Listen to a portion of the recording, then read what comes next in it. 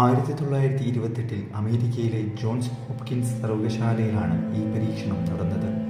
പ്രശസ്ത സൈക്കോളജിസ്റ്റായ John B വാട്സണും അവൻ്റെ വിദ്യാർത്ഥിനിയായ റൊസലി റെയ്നറും ചേർന്നാണ് ഇത് നടത്തിയിരിക്കുന്നത്.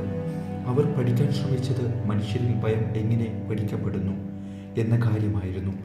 അതായത് ഭയം സ്വാഭാവികമാണോ അതോ അനുഭവങ്ങളിലൂടെ പിന്നെ ഉണ്ടാകുന്നതോ.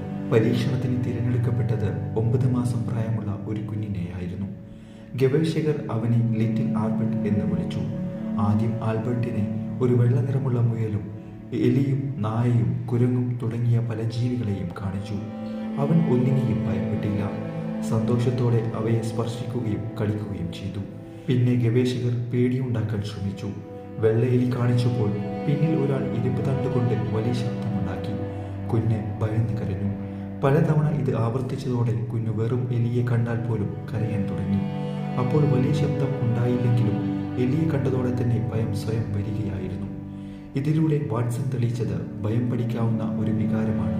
പ്രത്യേകിച്ചും ക്ലാസിക്കൽ കണ്ടീഷനിങ് വഴി മനുഷ്യരിൽ ഭയം ഉണ്ടാക്കാം എന്നായിരുന്നു കണ്ടെത്തൽ. പക്ഷേ പ്രശ്നം എന്തെന്നാൽ കുഞ്ഞിന് പിന്നീട് മറ്റെല്ലാ വെള്ള നിറമുള്ള സാധാ വസ്തുക്കളോടും ഭയം തോന്നി തുടങ്ങി.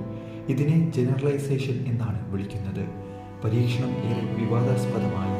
കാരണം കുഞ്ഞിന്റെ ഭയം നീക്കാൻ അവർ ശ്രമിച്ചില്ല.